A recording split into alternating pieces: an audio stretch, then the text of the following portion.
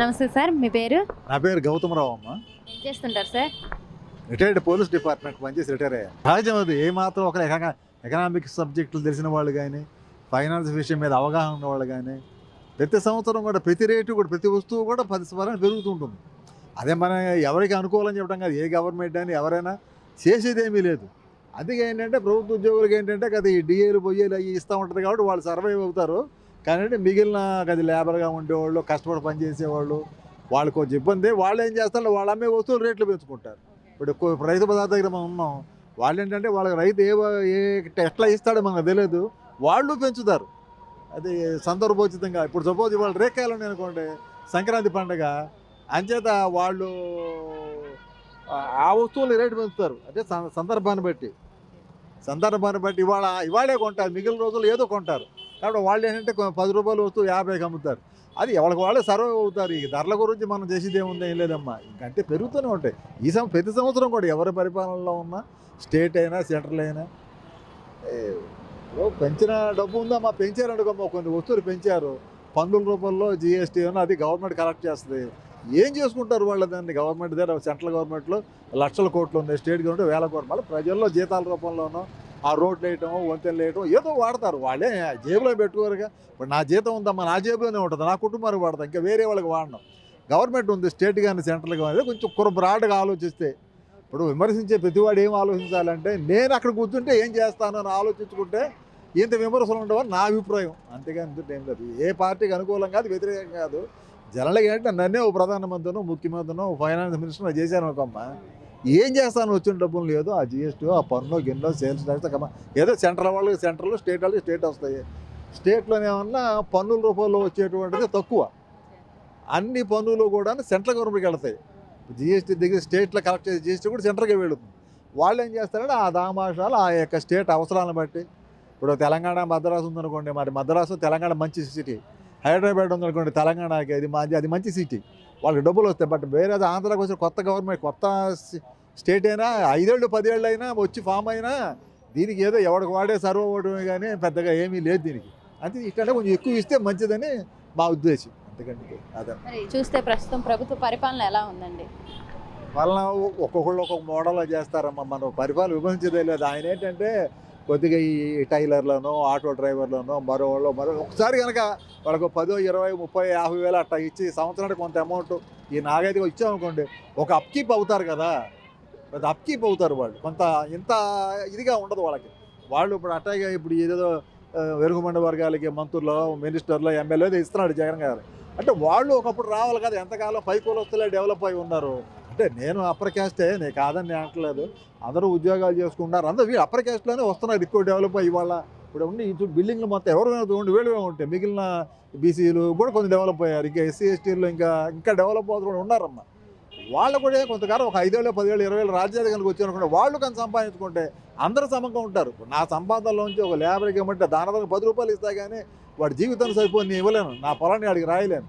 కానీ వాడికి అధికారం వచ్చిందని కూడా వాడు ఎట్టా కొట్ట మెల్లి తిప్పి అన్యాయంగానే పుణ్యంగానే సంపాదించుకుంటాడు. వాడు వట్ట ఒక 10 ఏళ్ళు 20 ఏళ్ళు వాళ్ళని వదిలేస్తే, వాళ్ళకి అధికారం ఇచ్చేస్తే అది మనం ఆగి వాళ్ళు డెవలప్ అవుతారు. అప్పుడు ఏంటంటే సమాజం అప్పుడు స్టార్ట్ అవుతుంది. కానీ నా ఆస్తులను ఇచ్చామనుకోండి, వాడి కష్టం అర్థం కాదు, వాడు దాంతో అమ్మేసుకుంటాడు.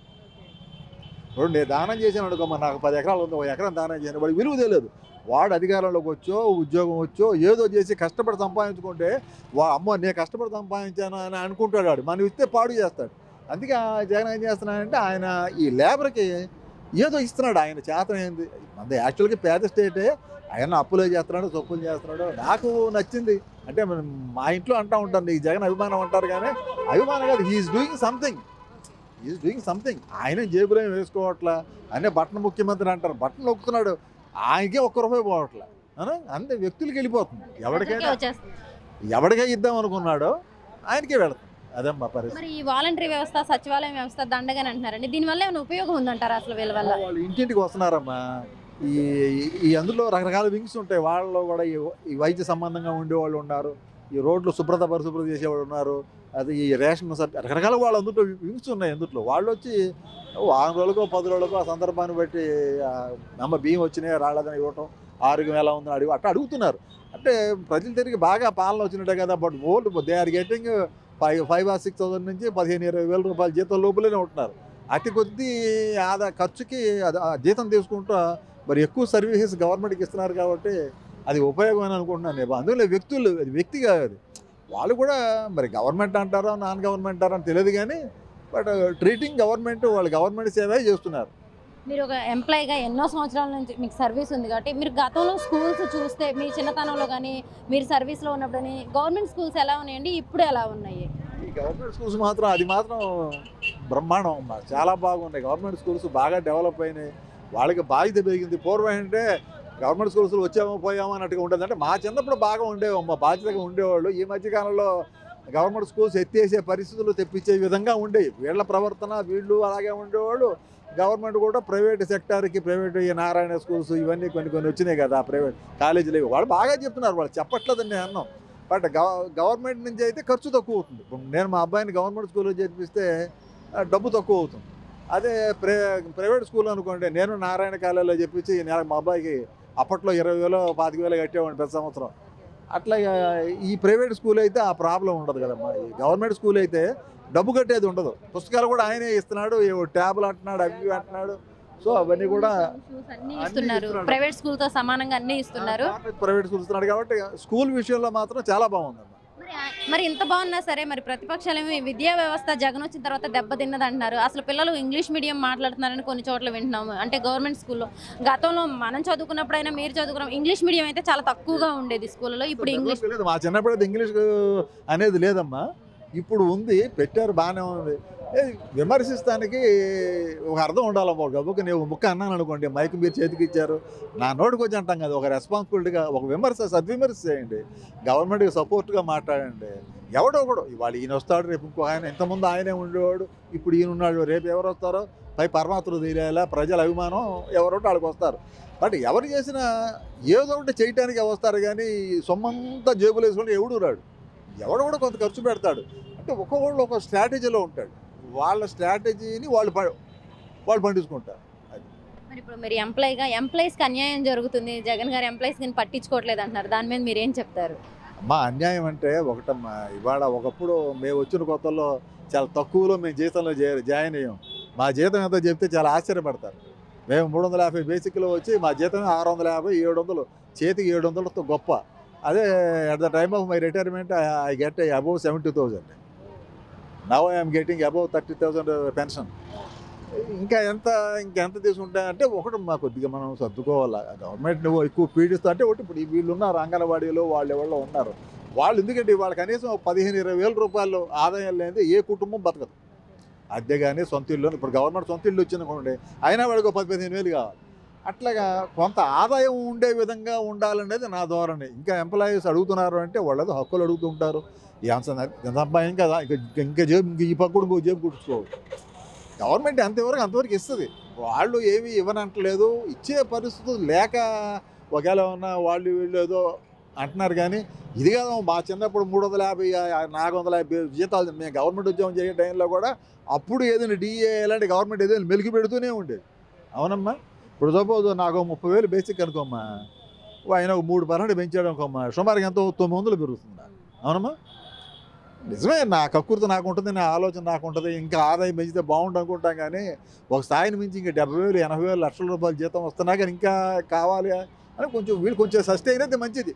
కొద్దిగా లేబర్ని డెవలప్ చేయాలి. ఇంకా వాళ్ళు ఇంకంటే ఆ కుటుంబాలతో ఇంకా వాళ్ళు కూడా నెలకు 25,000-40,000 రూపాయలు సంపాదించే విధమైన వ్యవస్థలు ఇవ్వడం కోసమే ఆయన కొంత ఏది ఇస్తున్నాడు. ఎంత ఇస్తున్నాడు ఏంటి దానికి కూడా విమర్శించే మహానుభావులు ఉన్నారు, వాళ్ళకి నమస్కారం. ఇప్పుడు ఒక టైలర్ ఉన్నాడు, ఒక ఆటో వాడు ఉన్నాడు, రిక్షా, ఒక పేదవాడు, ఏదో బియ్యం బొయ్యం ఏదో గవర్నమెంట్ ఇస్తుంది. ఇంకా ఏదో మనసులో పెట్టుకుని విమర్శ అనేది ఎలా ఉండాలంటే సద్విమర్శగా ఉండాలా. గవర్నమెంట్కి సపోర్ట్గానే అన్నాం. వాళ్ళేమో ల్యాప్సెస్ చేస్తే దాన్ని ఫుల్ఫిల్ చేసే విధంగా ఇలా చేస్తే బాగుంటుందనే సలహాగా ఉండాలి కానీ గవర్నమెంట్ వ్యతిరేకంగా పోయి ఎవరు ఏ గవర్నమెంట్ అయినా, ఇప్పుడు పార్టీలే కదా గవర్నమెంట్ అంటే, వాళ్ళ పైన ముఖ్యమంత్రి వాళ్ళు ఎవరో చెప్పినట్టుగా ఆఫీసర్లు వింటూ ఉంటారు. అంతేగాని ఆఫీసర్లు సొంతంగా వాళ్ళు ఆలోచించడానికి ఏ డిపార్ట్మెంట్కి ఉండదమ్మా. ఆ సంబంధించిన ముఖ్యమంత్రి ఆ చీఫ్ సెక్రటరీ చెప్తే చీఫ్ సెక్రటరీ, మిగిలిన సెక్రటరీ వాళ్ళు ఆర్డర్స్ ఇస్తూ ఉంటారు, వాళ్ళు నడిచిపోతూ ఉంటారు. ఏదైనా యాజ్ పర్ ప్రస్తుతం ఫైనాన్షియల్ స్టడీ ప్రకారంగా సీఎం ఈజ్ డూయింగ్ సంథింగ్, ఆయన ఏదో కొంత ప్రజలకు ఇస్తున్నాడమ్మా. మరి ఇప్పుడు జగన్ గారికి అభివృద్ధి చేయడం చేత కాలేదు, డెవలప్మెంట్ చేయడం చేత కావట్లేదు. చంద్రబాబు నాయుడు గారు అయితే విజన్ ఉన్న నాయకుడు, డెవలప్మెంట్ బాగా చేస్తారు, హైదరాబాద్ని డెవలప్ చేసింది ఆయనే అంటున్నారు. దానికి మీరేం చెప్తారండి? ఏదో చెప్పుకుంటానికి ఏమో అట్లా చెప్పుకోకూడదమ్మా. అది ఒక వ్యక్తి ద్వారా ఎప్పుడు కూడా వ్యవస్థలు డెవలప్ అవ్వు, ఊళ్ళు డెవలప్ అవ్వు. హైదరాబాద్ కూడా 300 400 ఏళ్ళ ఎప్పుడు వచ్చిందో అది. నా చిన్నప్పుడు కూడా పోతే హైదరాబాద్ ఎక్కడ అమ్మోలు అక్కడ రెడీ హిల్స్, బంజారా హిల్స్ దాని పేరేంటమ్మా? రెడీ హిల్స్ అంటే ఏంటమ్మా? ఎర్రగా కొండలు. బంజారా హిల్స్ అంటే అక్కడ లంబాడీల వాళ్ళు ఉండేవాళ్ళు. ఇప్పుడు ఎలా ఉందమ్మా? అక్కడ కొంగలమమ్మా. అది అది సందర్భాన్ని డెవలప్ అవుద్ది. ఇప్పుడు ఒక ఫ్యాక్టరీ పెట్టారమ్మా, ఒక షుగర్ ఫ్యాక్టరీ, ఓ ఐరన్ ఫ్యాక్టరీ పెట్టారు. ఆ పక్కన 2 టీ కొట్లు పెడతారు, ఆ పక్కన ఇంకోటి ఏదో అట్లాగా ఒక పెద్ద పరిశ్రమ ప్రారంభమైతే ఆ పక్కన అనుసంధానంగా వస్తూ ఉంటాయి. అట్లాగా దానికి ఏంటంటే రాకీ ఏరియా కాబట్టి పరిశ్రమలు వచ్చినాయి, అది నీళ్ళ వస్తే ఎక్కడి నుంచో లాక్కొచ్చారు, నీళ్ళు ఇచ్చారు, డెవలప్ అయింది. విజయవాడకు వచ్చరికి ఏంటంటే ఇది ఆల్రెడీ ఇది వ్యవసాయ భూమి ఎక్కువగా ఉంది. ఎక్కడన్నా కదా రాకీ ఏరియా ఉన్నా అక్కడ ఏదైనా పరిశ్రమ పెట్టుకోవచ్చు, కానీ ఇంకో చోటగా ఉండదు కదా. పంట భూములు పాడు చేయడం కరెక్ట్ కాదు. నెక్స్ట్ ఎవరు వచ్చే అవకాశం ఉందంటారు సార్ మళ్ళీ 24లో?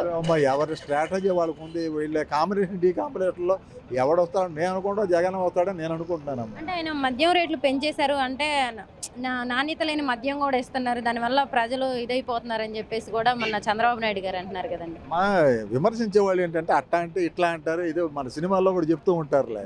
ఎలాగా ఆయన ఇక వరదలు వచ్చినాయి, ముఖ్యమంత్రి ఎట్టా వస్తున్నాడు అంటే రైల్లో, అవునండి రైల్లో వస్తాడు, ఆడికి ఏంటి ఇక్కడ చచ్చిపోతాడు అంటాడు. అదే హెలికాప్టర్లు వస్తాడండి, ఆడి బాబుగాడు సొమ్మ ఏంటి, ప్రజల సొమ్మే కదా అంటే అట్లా తయారై ఉంటారు. ఆయన ఎవరు తిట్టుకుంటూ ఉంటారు. ఎవరు వస్తారనే విషయం మనం చెప్పలేంగా. నేను అనుకుంటాను, నా ఐడియా ప్రకారంగా ఈయనే వస్తాడని అనుకుంటున్నాను. ఇంకొకటండి, మరి చంద్రబాబు నాయుడు గారు మొన్న సభలో ఒక మాట అన్నారు, ఏంటంటే ప్రజలు అంటే జనాలు తగ్గిపోతున్నారు, ఒక్కళ్ళతోనే ఆపేస్తున్నారు, జనాలు 3 పిల్లల్ని కనాలి అని అంటున్నారండి. దానికి ఏం చెప్పాలి? అది కరెక్టేనమ్మా. అది ప్రజలు తగ్గిపోతున్నారు. ప్రజలు ఎందుకు తగ్గిపోతున్నారంటే పెంచలేమోనని నా మనసులో ఏదో నా పిల్లవాడిని ఏదో చేద్దాం, నా పిల్లల్ని ఏదో చేద్దాం, మంచి స్థాయిలో చూడాలనే ఇదిలో ఉంటే ఆదాయం అదే. అందుకే ఇప్పుడు ఇందాక మీరు అడిగారే ఎంప్లాయీస్ ఇంకెక్కువ అడుగుతున్నారు అంటే, వీళ్ళేదో ఇంకా బాగా స్థాయిలో ఉండాలని చూడాలనుకుంటున్నారు. ఆయన సీఎం గారు ఏంటంటే ఈ పేద పిల్లలు కూడా ఈ ప్రభుత్వ స్కూల్లో చేర్పించి ఈ తక్కువ ఆదాయం ఉన్నటువంటి వెనుకబడిన వర్గాల వాళ్ళకి పిల్లలు బాగా చదువుకుంటాను ఆయన అలా చేస్తున్న కారణం అదే. చంద్రబాబు నాయుడు గారు మరి 3 పిల్లల్ని కనమంటున్నారు, మరి ఆయన ఎప్పుడు అధికారంలో ఒకళ్ళే ఉండరు కదండి. మరి ఆయన లేనప్పుడు, ఆయన ఉన్నప్పుడు ఓకే ఏదన్నా ఇస్తారు, ఆయన లేనప్పుడు అండి మరి కన్నవాళ్ళు ఇప్పుడున్న ధరల్లో కానీ వీటిల్లో కానీ మెచ్చుకోవాల్సిందేనమ్మా. ఎందుకంటే 3 4 కనమని కారణం ఏంటంటే ఆయన స్ట్రాటజీ, ఆయన లెక్కలు అనుకుంటే ఆయన పెద్ద లెక్కల మాస్టర్, అందులో అనుమానం లేదు. ఎకనామికల్గా ఆలోచిస్తుంది. ఎందుకంటే ప్రజలు ఇప్పుడు మా పూర్వీకుల టైంలో 9 మంది 10 మంది అలా పుట్టేవాళ్ళు పిల్లలు. ఈ తర్వాత 4 3 ఇప్పుడు వచ్చి ఒక్కళ్ళు లేక 2 అంటున్నారు. అది ఏమైందంటే ఇప్పుడు మా తరం, మా ముందు తరం, మా పై వాళ్ళ యొక్క తరం ఇప్పుడు 60 70లో ఉన్నవాళ్ళు వెళ్ళిపోతే అకస్మాత్తుగా పడిపోతుంది. ప్రజలు పడిపోతే అన్ని రకాలు దెబ్బతింటాయి. కాబట్టి ఇప్పుడు కంట మొదలు పెడితే 10-15 ఏళ్ళలో వాళ్ళ చేతికి వస్తారన్న ఉద్దేశంతో అన్నాడు. అది కరెక్టే. ఆయన ఐడియాలజీ ఆ ఆస్పెక్ట్లో కరెక్ట్.